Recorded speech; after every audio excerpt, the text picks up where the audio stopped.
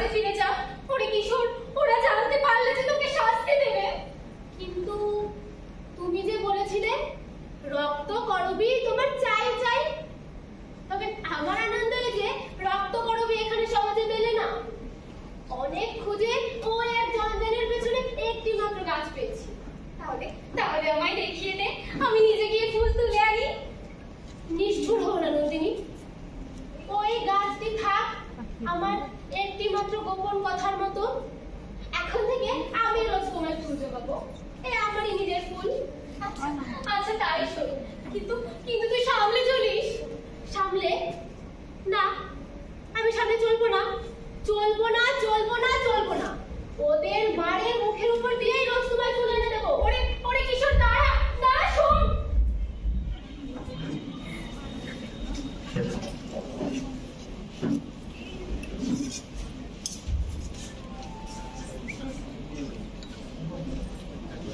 আমার নেশার জিনিস কোথায় লুকিয়েছে চন্দা?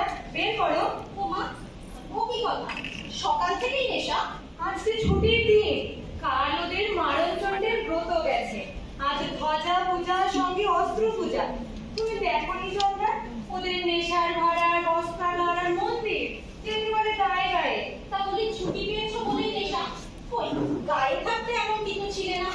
খাঁচার বনের মাঝে পাখি ছুটি পেলে উড়তে চায়, খাঁচার মধ্যে তাকে ছুটি দিলে মাথা ঠুকে মরে। এই যজ্ঞপুরীতে কাজের চেয়ে ছুটি বিষমকালের। বেশ, কাজ ছেড়ে দাও না, চলো আমরা ঘরে ফিরি। ঘরের রাস্তা যে বন্ধ, জানো না বুঝি? কেন বন্ধ? আমাদের ঘর নিয়ে ওদের কোনো মুনাফা নেই। কেন? আমরা কিন্তু দরকারের গায়ে হাত করে লাগানো, যেন ধানের গায়ে কুশ। আচ্ছা, ফালতু কি কিছুই নেই? আমাদের বিশু পাগল বলে আস্ত হয়ে থাকাটা কেবল পাঠার নিজের পক্ষেই দরকার। যারা তাকে খায় তারা তার হাড়, গোড়, খুর, লেজ সব বাদ দিয়ে খায়। এমনকি হাঁড়ি কাঠের সামনে যখন ভ্যাঁ করে ডাকে সেটাও ওদের কাছে বাহুল্য। ওই দেখো বিশু পাগল গান গাইতে গাইতে আসছে।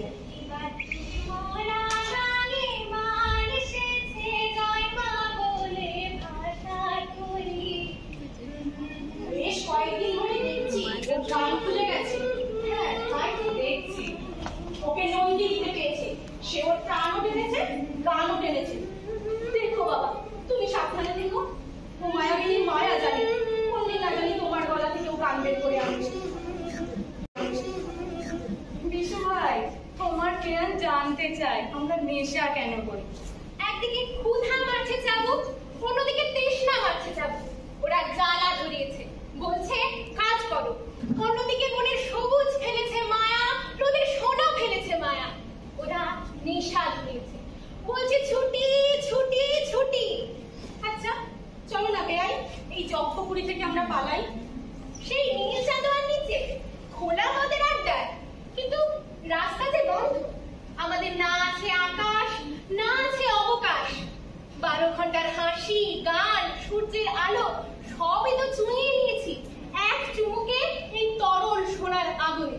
আমাদের যেমন নিবিড় দাসত্ব, যেমন ঠাস দাসত্ব, তেমনি নিবিড় ছুটি।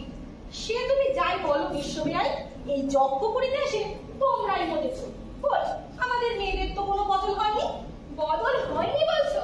তোমাদের ফুল গেছে শুকিয়ে, প্রাণটা সোনা সোনা করে খাবি খাচ্ছে। কখনো না, আমি বলছি হ্যাঁ হ্যাঁ হ্যাঁ। ওই যে খাবো হতো ভাত, 12 ঘন্টার পরে আরো 4-4টে ঘন্টা হেঁটে মরে। কেন তুমি তা জানো? জানো না, জানে কেবল অন্তর্জানে। আরে ও খাবো হতো ভাত তো নিজেও জানে। আমার সোনার স্বপ্ন, তোমার সোনার স্বপ্ন ওর বুকে ভেতরে ভেতরে চাবুক মারে।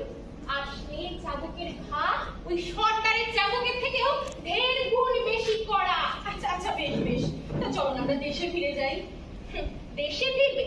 সর্দার যে শুধুমাত্র দেশে ফেরার রাস্তাটুকুকে বন্ধ করে রেখেছে তা তো নয়, আমাদের ইচ্ছেটুকুকে শুধু শুষে নিয়েছে। যদি দেশে ফিরেও যাও, সেখানে তো টিকতে পারবে না। তোমার সোনার নেশায় ছুটে ফিরে আসবে এই যজ্ঞপুরীতে। এত দিন আছে এই যজ্ঞপুরীতে, অথচ এই কথাটির জবাব কিছুতেই তোমার কাছ থেকে আদায় করতে পারলাম না। অথচ কথাটা সবাই জানে, আমরা এও জানি যে এই কাজটি তোমার দ্বারা হলো না। তাই তা কি বল দেখি? আমাদের উপরে নজর রাখতে ওরা যে তোমাকে চড় রেখেছিল। তা সবই যখন জানতিস খামোখা আমায় জ্যান্ত রাখলি কেন? সে কি বেআই? এমন একটা আরামের কাজও টিকতে পারলে না? আরামের কাজ? একটা সজীব দেহ তার পিছনে পৃষ্ঠ ভ্রম হয়ে লেগে থাকা। ওরে যক্ষপুরীর ভেতরে একবার ঢুকলে তার হা বন্ধ হয়ে যায়, আর যে যখন থেকে বেরোনোর পথ আশাহীন, আলোহীন। এখন ওতে আর আমাতে খুব একটা তফাৎ নেই। সর্দার ওকে যতটা অবজ্ঞা করে আমাকে তার থেকেও বেশি। ছেঁড়া কলা পাতার চেয়ে ভাঙা ঘাড়ের প্রতি মানুষের খেলা। দুঃখ কি বিশু দাদা, আমরা তো তোমাকে মাথায় করে রেখেছি। কিন্তু প্রকাশ পেলেই যে বিপদ। তোদের আদর যেখানে পড়ে সরকারের দৃষ্টি তো সেখানেই পড়ে। সোনা ব্যাং যতই মক মক শব্দে কোলা ব্যাঙের অভ্যর্থনা করুক না কেন, নজর কাড়ে ওই বোড়া সাথে। আচ্ছা বলি, তোমাদের কাজ কতদিনে পুরোবে? পাঁচিতে তো দিনের শেষ লেখা থাকে না। একদিনের পর দুদিন, দুদিনের পর 3 দিন কাজ করেই চলেছি। তাল পুরো কেটেই চলেছি। তাল তাল শোনা তুলে আছি। এক তালের পর 2 তাল, 2 তালের পর 3 তাল, খালি কাজ করেই চলেছি। যক্ষপুরে শুধু অঙ্কের পর অঙ্ক সার বেঁচে চলেছে, কোনো অর্থে পৌঁছয় না। এখানে মানুষের কোনো দাম নেই, আছে কেবল সংখ্যা। আচ্ছা ভাবু ভাই, তুমি কোন সংখ্যা? পিঠের কাপড়ে দাগা আছে, আমি 47-এর ভ। আমি 69 পূর্ণ। গায়ে ছিল মানুষ, এখানে হয়েছি 10-25-এর 6। বুকের ভেতর দিয়ে জুতো ফেলা। নবান্নের সময় এলো বলে ঘরে ঘরে তার জোগাড় চলছে। আচ্ছা পায়ে পড়ি, ঘরে চলো। আচ্ছা আমরা যদি সর্দারকে গিয়ে একবার স্ত্রীর বুদ্ধিতে, এখনো সর্দারকে চেননি বুঝি? কেন? তাকে তো আমার বেশ লাগে। ওই তো সর্দার। খবর আছে, নিশ্চয়ই শুনে ফেলেছে। আমাদের কথা নিশ্চয়ই শুনেছে। কেন, কি হয়েছে? সেরকম তো কিছু। বেয়ান কথা বলি আমরা, আর তার মানে বের করে ওরা। ওর কথা তার চালে গিয়ে আগুন লাগায়। কেউ সর্দার দাদা। কি নাতনি, খবর ভালো তো? দাদা একবারটি বাড়ি যেতে ছুটি দাও। কেন? যে বাসা দেওয়া হয়েছে সে তো খাসা, বাড়ির চেয়েও ভালো। আর তাছাড়া সরকারি খরচে চৌকিদার অব্দি রাখা গেছে। আরে কি হে, 69-এর মুয়ো। তোমাকে এদের দলে দেখে মনে হয় সারসে এসছে, বকের কাজকে নাচ শেখাচ্ছে। কাকলি, একটা সুখবর আছে। এই এদেরকে ভালো কথা শোনাবার জন্য ওবার কেনারাম গোসাইকে আনিয়ে রেখেছি। এদের প্রণামী জায়গায় খরচটা উঠে যাবে, আর রোজ সন্ধ্যেবেলায় এরা একটু নাম গান শুনবে। না না না, সে হবে না সর্দারজি। এখন সন্ধ্যাবেলায় একটু একটু নেশা করে বড়জোর মাতলামি করি। উপদেশ শোনাতে আসলে কিন্তু নড়া হতে যাবে। আহা ঠাকুরা চুপ কর। হরি হরি। আরে এই যে প্রভু, আসুন আসুন। এই আমাদের বাড়ির মধ্যে বড়ই দুর্বল মন, মাঝে মাঝে ভারী অশান্ত হয়ে ওঠে।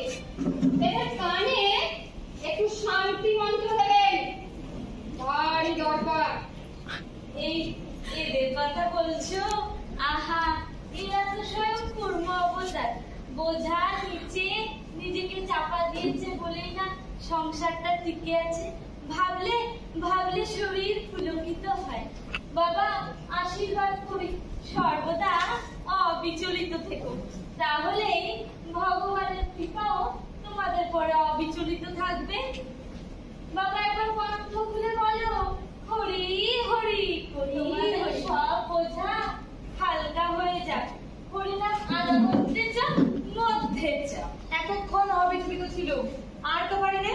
সর্দার, প্রণামী আদায় করাতে চাও রাজি আছি, কিন্তু ভণ্ডামি সইব না। চুপ কর না, ঠাকুরার খেপলে আর রক্ষে নেই। তুমি করো কি? ইহকাল পরকাল তুমি কি করতে বসেছো? তোমার গতি হবে কি?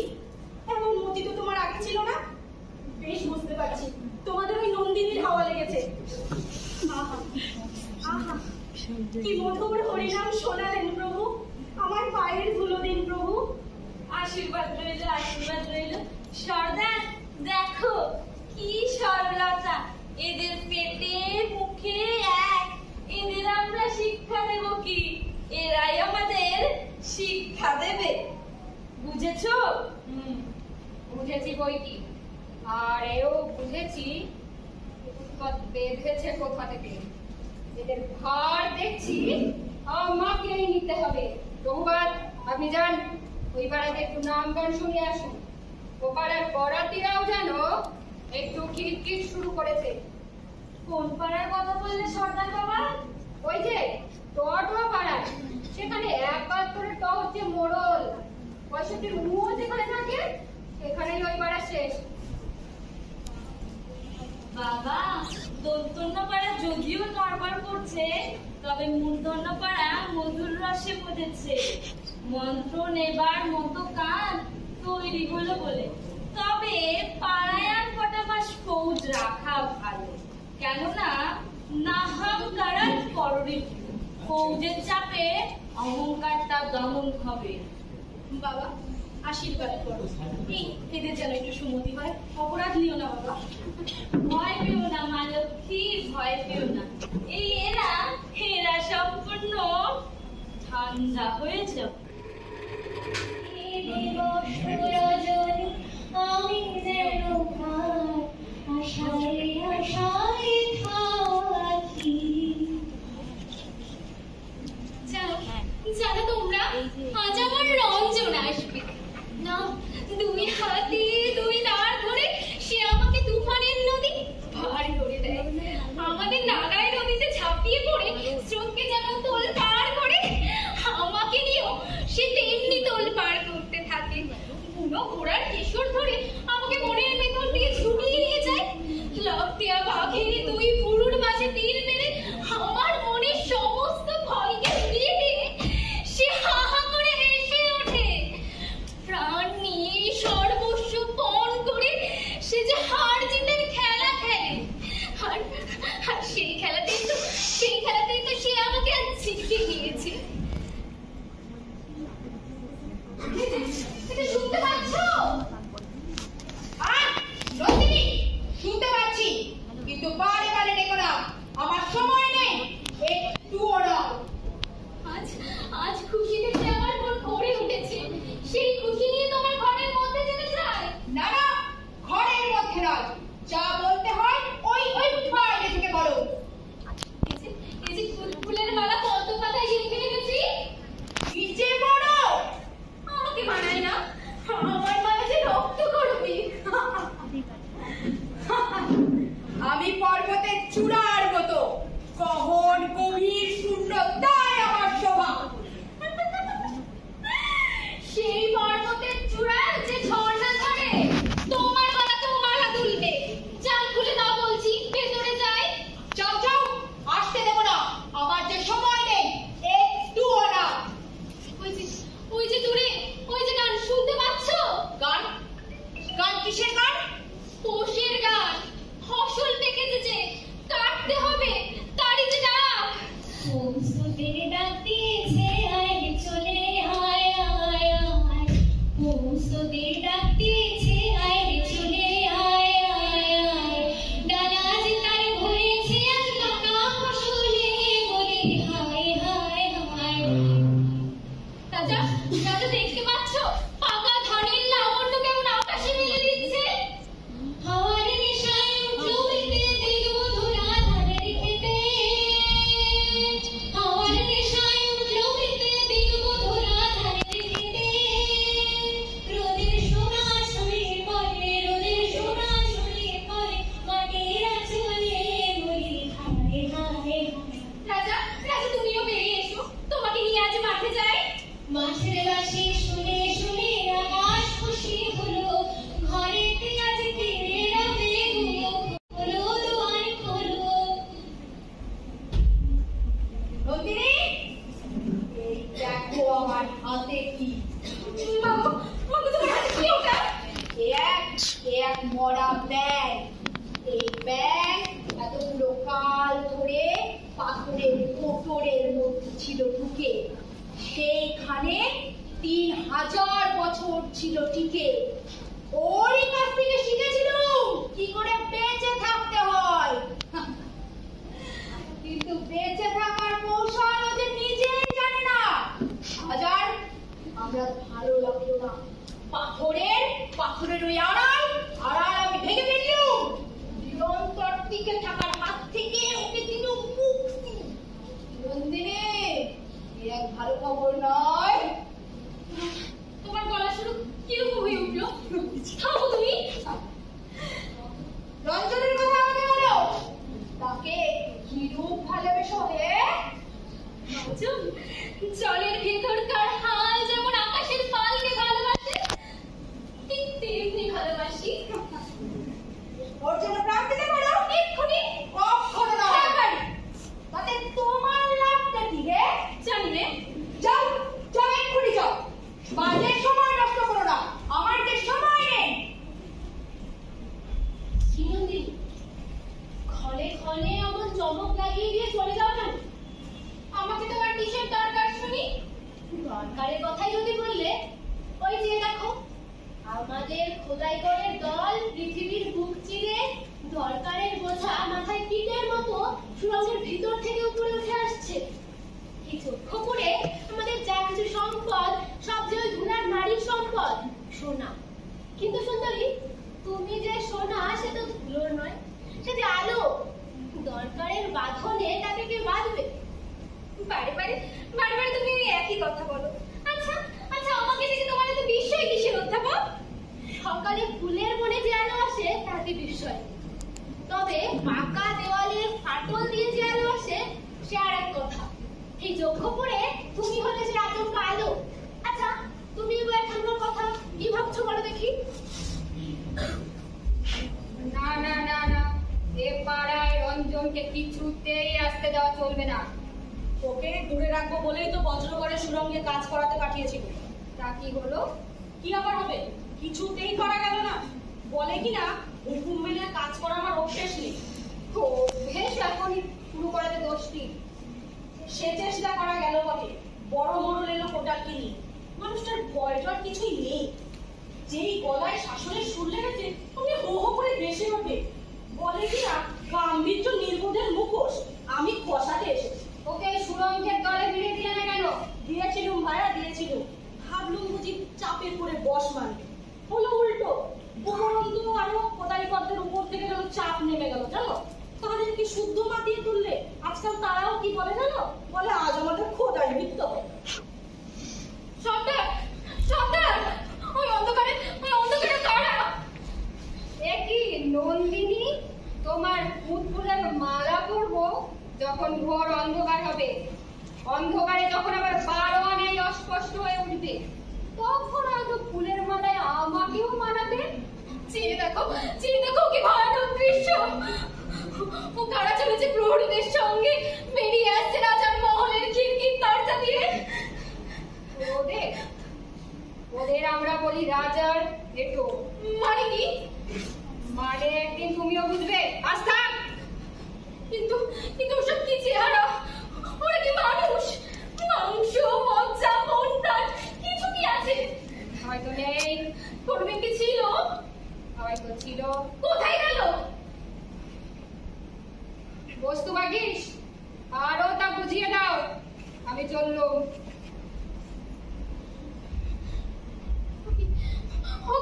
ওইসব ছাদের মধ্যে যে চেরা মুখ দেখছি, হয়তো আমাদের অনু আর মনু।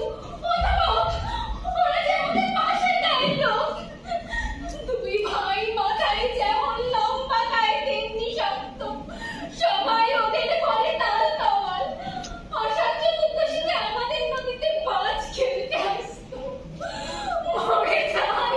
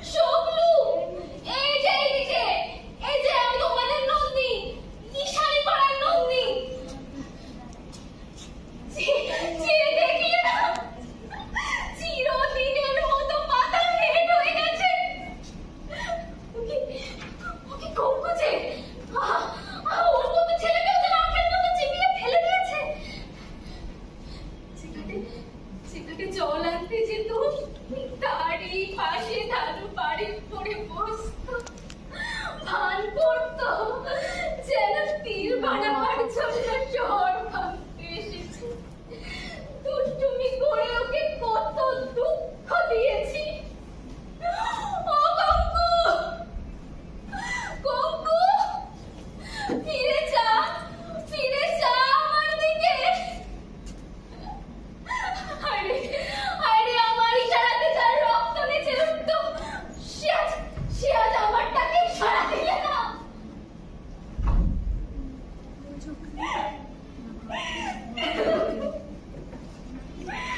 আমাদের গায়ে সব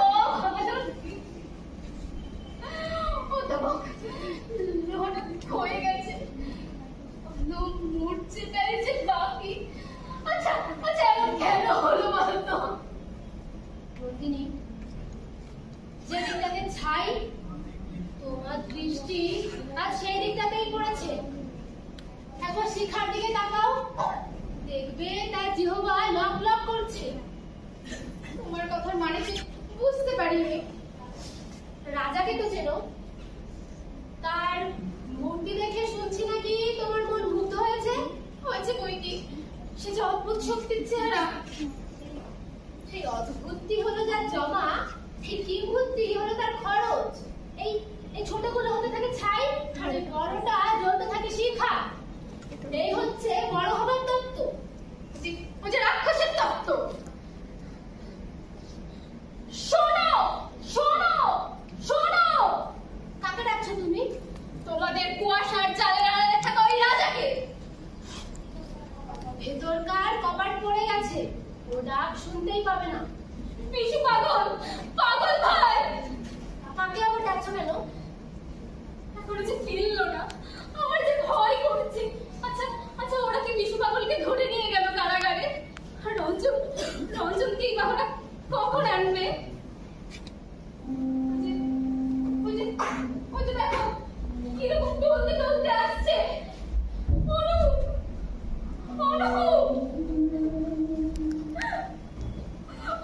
তুমি এখানে শুয়ে পড়ো। দেখো না আর কোথায় চোখ লেগেছে। বাইরে থেকে চোটের দাগ দেখাই যাবে না। দয়াময় হরি, অন্তত একবার যেন জোর পাই, কেন রে? ওই সর্দারটার ঘাড় মুটকে দেওয়ার জন্য। কেন? সর্দার তোমরা কি করেছে? কি করেনিও? আমি তো লড়তে যাইনি। এখন বলে কিনা সব আমার দোষ। এখন বলে বেড়াচ্ছে সব আমার দোষ। কেন?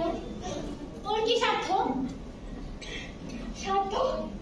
সমস্ত শক্তিকে শুষে নিতে পারলে তবে অন্তত একবার যেন জোর পাই। তোমার দয়া থাকলে কি হয় বলো? একবার যেন জিভটা টেনে ছিঁড়ে ফেলতে পারি, যেন চোখ দুটো টেনে বের করতে পারি। তোমার এখন কিরকম বোধ হচ্ছে? বোধ হচ্ছে ভিতরটা ফাঁপা হয়ে গেছে। বলি, এরা কি দানব, এরা কি জাদু জানে? ভিতরের ভরসাটুকুকে শুধু শুষে নিয়েছে। হে দয়াময় হরি, তোমার দয়া থাকলে কি না হয় বলো? একবার যেন ওর চোখ দুটো আমি বের করে নিতে পারি। সর্দারের বুকে যদি একবার কাজ বসাতে পারি। বাবাকে ধরো তুমি, চলো আমরা দুজন মিলে ওকে বাসায় নিয়ে যাই। সাহস করি না নন্দিনী, এখানকার নিয়ম মতে তাতে অপরাধ হবে। আর মানুষটাকে মরতে দিলে অপরাধ হবে না? যে অপরাধের শাস্তি দেবার কেউ নেই, তা পাপ হতে পারে, তবে অপরাধ নয়। নন্দিনী, পাপ হতে পারে, তবে অপরাধ। শোনো রাজা, কোথায় তোমার বিচারশালা? তোমার ওই জালের আড়াল থামবো আমি। বলো রঞ্জনকে তুমি কোথায় লুকিয়ে রেখেছো? আর আমার বিশু পাগল, তাকেও তো দেখতে পাই না। কিশোরকেও বা তোমরা কোথায় ধরে নিয়ে গেলে? দেখতে সিঁদুর রাঙা রঙে আজকের গোধূলি রাঙা হয়ে উঠেছে। আমাদের মিলনের আমার স্মৃতির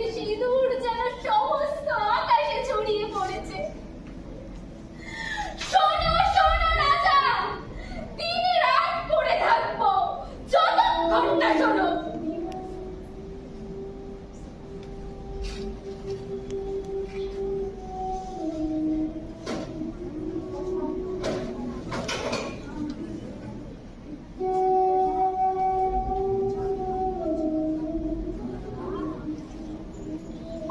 ওগো কোথায় চলেছো তোমরা?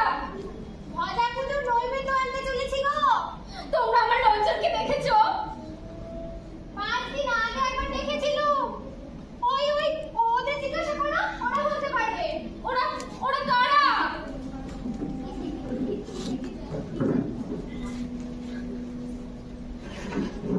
ওগো ওগো লালটু মিয়া, তোমরা আমার রঞ্জনকে দেখেছো? চুপ চুপ। 5 দিন আগে না সেদিন রাতে শম্ভু মন্দিরের বাড়িতে একবার দেখেছিলুম। তোমরা জানো ওরা আমার রঞ্জনকে কোথায় ধরে নিয়ে গেছে? চুপ চুপ বলছি, চুপ। তোমরা নিশ্চয়ই জানো, বলো আমাকে, বলতেই হবে। না, আমাদের কান দিয়ে যা ঢোকে মুখ দিয়ে তা বেরোয় না, তাই তো টিকে আছি।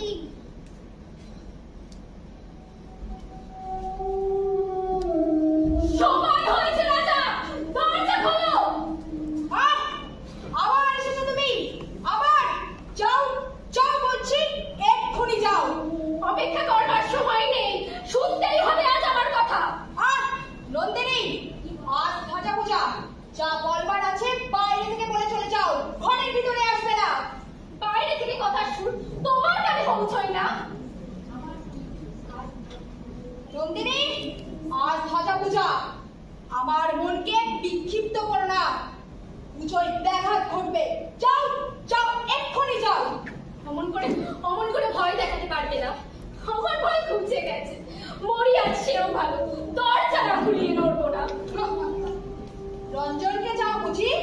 সর্দারকে বলে দিয়েছি, তাকে এক্ষুনি নিয়ে আসবে। পুজোয় যাবার সময় দরজায় দাঁড়িয়ে থেকো না, বিপদ ঘটবে। দেবতার সময়ের অভাব নেই, সে যে পুজোর জন্য যুগ যুগ অপেক্ষা করতে পারে। মানুষের দুঃখ মানুষের নাগাল চাইছে, তার যে সময় অল্প। নন্দিনী, আমি ক্লান্ত, ভারী ক্লান্ত। ভাজা পুজোয় অবসান খুঁচিয়ে আসবো, আমাকে দুর্বল করো না। এখন মাথা দিলে ওই রথের চাকার নিচে ঘুমিয়ে যাবে। তবুও সরব না। যাও যাও, এক্ষুনি যাও। এতগুলো কাজ ধরে আমি শুধু তোমাকে প্রশ্রয় দিয়েছি, কিন্তু আজ তোমাকে আমায় ভয় পেতেই হবে। আমি তো তাই চাই, সবাইকে তুমি যেমন ভয় দেখিয়ে দাও, আমাকেও তুমি তেমনি ভয় দেখাবে। তোমার এই প্রশ্রয়কে আমি ঘৃণা করি। ঘৃণা করো? তুমি আমায় ঘৃণা করো? স্পর্ধা, ওই স্পর্ধা আজ আমি চূর্ণ করব। তোমাকে সময় হয়েছে আমার আসল পরিচয় দেবা। পরিচয়ের অপেক্ষাতেই তো রয়েছি। খোলদার,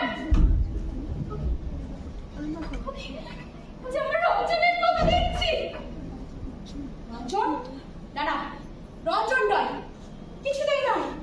ওখানে বললি না ওর নাম? কেন কেন? এই তো আমার রঞ্জন। ওখানে বললে না, ওখানে বললে না ওর নাম? কেন এই স্পর্ধা? কেন? জাগো রঞ্জন, জাগো, আমি এসেছি, তোমার সখী। কিন্তু মাথাটা আসছে, রাজা জাগে না কেন? মানে মাথা কেটে যাচ্ছে। আমাকে ঠকিয়েছে ওরা। ভালোবাসতে সর্বনাশ! আমার নিজের ওই যন্ত্র আজ আমাকে মানছে না। ডাক ডাক, তোরা সর্দারকে ডাক, বেঁধে নিয়ে আয় ওকে। ডাক। রাজা, তুমি ওকে জানিয়ে দাও। সবাই বলে তুমি জানো, ওকে তুমি জানিয়ে দাও রাজা। নন্দিনী, যে চোরের কাছে জাদু শিখেছি, আমি জাগাতে পারি নে। ওই জাগরণ আমি খুঁচিয়ে দিতে পারি। তবে আমাকেও তুমি সেই ঘুমে ঘুম ধরাও। আমি যে সইতে পারছি নে। কেন এমন সর্বনাশ করলে তুমি? আমি আমি যৌবনকে মেনেছি। এতগুলো কাল ধরে আমি শুধু যৌবনকে মেনেছি। ওই ওই ওই মরা যৌবনের অভিশাপ আজ আমাকে লিখেছে নন্দিনী আমাকে। ওকে আমার নাম একবার বলেনি। বলেছিল, এমন করে বলেছিল সে আমি সইতে পারিনি। আমার সমস্ত নারীতে নারীতে যেন আগুন আগুন জ্বলে উঠেছিল। নীলকণ্ঠ পাখির পালকেই পরিয়ে দিলুম তোমার চুড়ই। আজ হতে তোমার জয় যাত্রা শুরু হয়েছে। সেই যাত্রার বাহন আমি। ওই দেখো ওর হাতে সেই রক্তকরবীর মঞ্জরি। কিশোরকে দেখেছি। কোথায় গেল সে বালক? রাজা কোথায় গেল সে বালক? বালক বালক কোন বালক? কোন বালক? যে বালক এই রক্তকরবীর মঞ্জরি এনে দিয়েছিল রঞ্জনকে। সে যে এক অদ্ভুত বালক। বালিকার মতো তার ওই দুই চাহনি, কিন্তু অধ্যন্ত তার বাক্য। সে স্পর্ধা করে আমাকে আক্রমণ করতে এসেছিল। তারপর তারপর কি হলো? বলো বলো কি হলো? চুপ করে থেকো না নন্দিনী। বুদবুদের মতো এই সবার মতো সে যে লুপ্ত হয়ে গেছে। রাজা রাজা এইবার সময় হয়েছে। সময় সময় কিসের সময়? আমার সমস্ত শক্তি নিয়ে তোমার সাথে আমার লড়াই। লড়াই করবে তুমি? তুমি আমার সঙ্গে লড়াই করবে? তোমাকে যে এই মুহূর্তে আমি শেষ করে দিতে পারি। তারপর তারপর আমার সেই মরা মুহূর্তে মুহূর্তে তোমায় মারবে। আমার অস্ত্র নেই। আমার যে একমাত্র অস্ত্র মৃত্যু। নন্দিনী নন্দিনী, তাহলে কাছে এসো। সাহস আছে আমায় বিশ্বাস করতে? চলো আমার সঙ্গে। আজ আমাকে তোমার সাথী করো নন্দিনী। কোথায় যাব? বলো কোথায় যাব? আমার বিরুদ্ধে লড়াই করতে, কিন্তু আমারই হাতে হাত রেখে। তুমি বুঝতে পারছো না? সে লড়াই শুরু হয়েছে। এই আমার বাচ্চা। আমি ভেঙে ফেলি ওর দণ্ড, তুমি ছিঁড়ে ফেলো ওর কেতন। আমার এই রক্তসিক্ত হাতে তোমার হাত এসে আমাকে মারুক আর শুধু মারুক। তাতেই যে আমার মুক্তি নন্দিনী, তাতেই যে আমার মুক্তি। রাজা রাজা ফিরে দেখো, ওই যে সর্দার আসছে তার সৈন্য নিয়ে। সর্দার সর্দার, চেয়ে দেখো রাজা, চেয়ে দেখো। ওর বর্ষার গায়ে আজ আবার কুন্ত ফুলের মালা দুলিয়েছে। আজ আমি ওই মালাকে আমার রক্তে রক্তকরবীর রং করে দিয়ে যাবো। সর্দার আমাকে দেখতে পেয়েছে। সর্দার আমাকে দেখতে পেয়েছে। জয় রঞ্জনের জয়। জয় রঞ্জনের জয়। জয় রঞ্জনের জয়।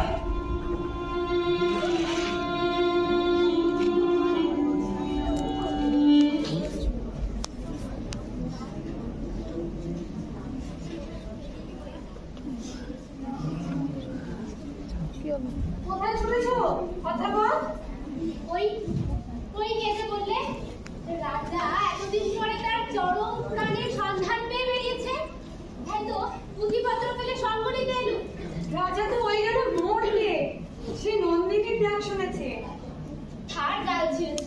আচ্ছা নন্দিনী কোথায়? সে গেছে সবার আগে। তাকে আর নাগাল পাওয়া যাবে না। এইবারই পাওয়া যাবে। আর এগিয়ে যেতে পারবে না। এইবারই ধরবো তাকে। ঠাকুরান ঠাকুরান, নন্দিনী কোথায়? তুমি কি করে এলে? আমাদের গাড়ি কন্ট্রাক্টের বন্দিশালা ভেঙে ফেলেছে।